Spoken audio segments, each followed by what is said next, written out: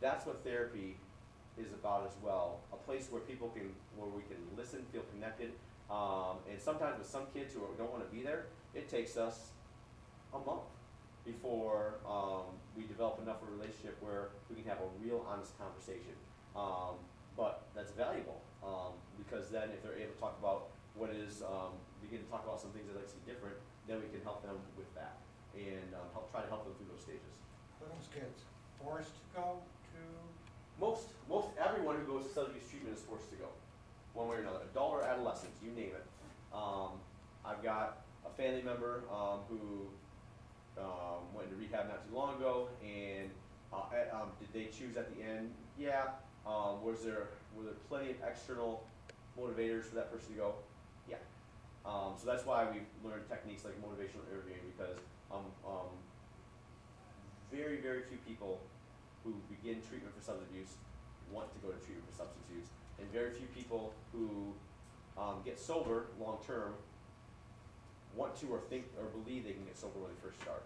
And so that's just that there's this piece called the developmental model recovery, and it's not until people stop for a little while where people actually begin to see more of a benefit to it. Because again, there's a love affair with it because I use and it gives me all this great, the dopamine side to it. And so there's this great kick that comes for people.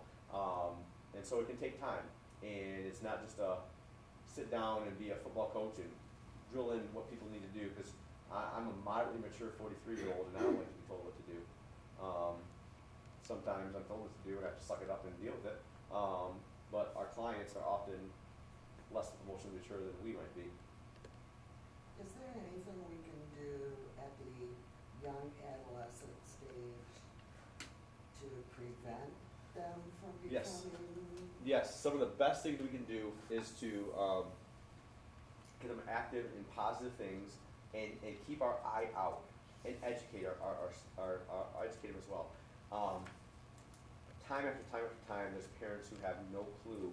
You know, they didn't know for years, or sometimes they kind of knew it. They just buried. I mean, there's so much going on. They buried their head. We just have to be really, really, really engaged with that. You know, what we know from research is the longer we can delay the beginning of substance use, the better outcomes are. So the number one indicator of long-term addiction problems is age of onset of use. Now, there's other things there as well, but the longer we can delay, the better. Well, like I have a grandson who just entered middle school, and I think if he was asked to be part of the game of passing or whatever it was called, he might not know what that is. And if his peers are saying, hey, you know, this is cool, because he's kind of, you know, he's not a real mature 11-year-old. No, we've got to be really, really active. So being proactive with them is saying, hey, you know what? If somebody offers you something, you know, it could hurt you. It's always easier to release more freedom than it is to take it back. And so too often I see, you know, parents, 16, 17-year-olds who don't even know where to start because they've been using it for 3 years, they didn't know about it. So yeah, I think just knowing it can happen. It can happen. I will be surprised if I don't have a child who, well, I'm sure I'll have children who have tried it by the time they leave my house at 18 years old. Even though we have conversations about it, even though they know what dad does, I can't be shocked if one of my children has a problem with it, right? I mean, this is prevalent. Doesn't mean it's going to happen everywhere. Doesn't mean it's going to happen to my children. Just means that if I believe it can happen to my children, I have just set up a scenario where there's probably a little bit too much opportunity for them. My kids are good kids overall. I mean, they're crazy little kids, so I love them. And who knows what's going to happen. But I am very intentional. There's a reason why I'm the assistant coach of my son's soccer team. I want to know who he's hanging out with and what these guys are like. And honestly, he has a pretty good group of guys there at the school he's at. But when I work with the clients I work with, I'm like the worst dad, because like client after client after client, you know, all I'm seeing is people who are coming in and it's a big mess. So it's kind of nice to work with kids who don't have substance use problems too. So, yeah. How do you feel about, if there is addiction, like alcoholism or whatever, in the family? Don't you think that needs to be addressed early? Mm-hmm. Yeah, I think having an honest conversation about that. So we have a couple things in our family. We have a not a close family member, but it's not a blood family member, but there's an uncle who's in jail because he embezzled a ton of money, and so when we talk about Uncle Jay, when we come to these pieces, we have, like I said, some other family members with substances, and we have conversations about what that is and why that is, and it's a normal conversation. So, for example, I mentioned that my father-in-law had that heart attack piece. I don't know if it's been 6-7 years, but one of the things I have been talking to my older kids about is just the fact that on Fridays and Saturday nights in every major ER, 50% of the people who go into ER are directly tied in with drug and alcohol use. And so it's a Friday night. We're down there. He had this heart surgery, this process. Everyone else is gone. We stayed last with him, and me and my son are walking across the bridge from Spectrum Health. And as we go, it just happened. There was an ambulance coming up this way, and an ambulance coming up this way. And my son said to me, "Oh, one of them they're here because of drugs or alcohol." And I'm like, "What are you talking?" Like I was like lost. I'm like, "Oh, yeah, you're right."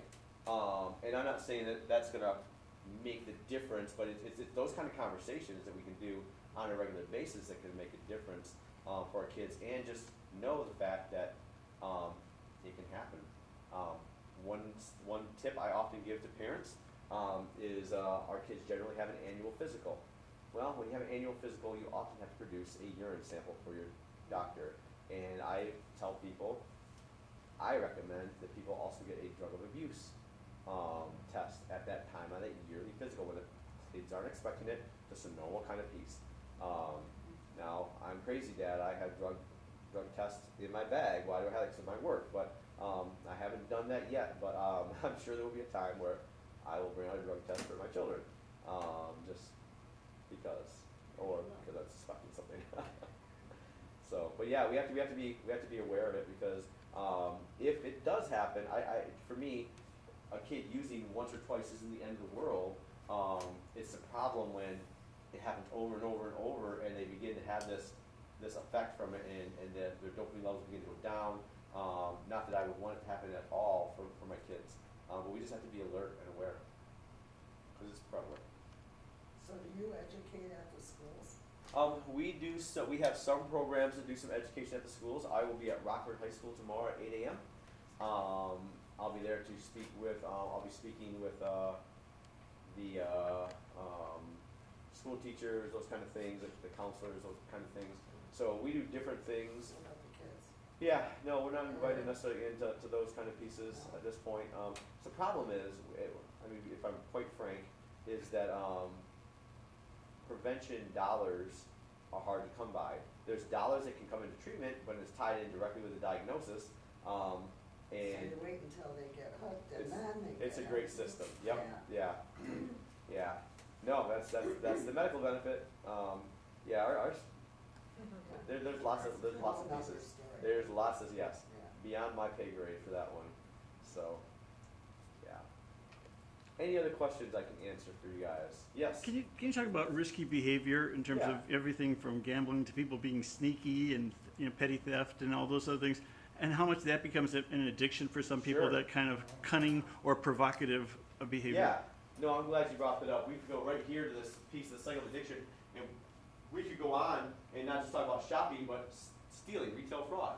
Why is it that we get I mean, every couple of years or so, this big celebrity caught stealing these ridiculous things. What's that? Well, that's dopamine getting triggered off inside your body. That's the rush of that, the excitement from that for people. So that rush is pretty powerful, and especially for people who, for celebrity, where they have everything they want to. I mean, who was that? The ball child in China, right? Him and his guy. When I say ball, it's not Loren. I don't remember which ball it was, but this was what, 6 months ago or so. It's I don't know how many $100 pair of sunglasses he bought or he stole there when he was in China, and they almost kept him there, and blah blah blah. I mean, it happens every year, and it's like that guy has a family that has hundreds of thousands of dollars, and they can get anything he wants, those kind of things. So yeah, but it can definitely become a piece where there's a rush to those pieces, and it makes people excited. So that could be with any risky behavior. It could be sneaking out of the house, and then it could be having sex when your parents don't want you to. It could be getting into fights, those kind of pieces. But all that stuff will trigger off some dopamine. Or being Not a bully, what? or being a bully. Yeah, being a bully often, there's a rush, but it is also more often that a bully often has kind of some of his own pain and hasn't dealt with pain well. And so kind of putting that off on someone else. Isn't it kind of also people daring themselves? You know, they get dared by other people, but if they dare themselves, they're sort of testing how far their limits, you know, like a Yeah. typical Yeah, boy. there are people who just, this idea of you do one thing and you're a thrill seeker, and so I mean you keep trying to find another way for that thrill, and you push yourself on that. And there's a reason why in adolescence there's often a piece of feeling invincible for some kids, and it's such a dichotomy. They feel invincible, but then they also are so self-conscious about anything, like no one sees that pimple there, but yet it's destroying them inside kind of pieces. It's just adolescents, poor children. There's so much going on for them, so much going on. So good. Any other questions I can answer for anyone? I know we've kind of had a Q&A the whole time, kind of piece, which I'm very comfortable with, but. No, I learned things differently tonight than I have at all the multitude of events that I've attended. I don't even, It was great. I mean, you were very good at explaining the dopamine thing, well, all of it. It Good. just made more sense. Good. Maybe the way you told it, shared it, explained it. I think the key for me has been you telling me what you needed to hear, because I think that the more, this is just like counseling, the more we listen to someone, then we can respond in a customized way for someone so that things make sense. And that really is the goal of training or counseling or whatever. So this is a very typical, I mean, if I'm on stage in front of 150 people, I don't get to this dialogue. If I'm 30 people or less, this is how I'd like to run something, because then I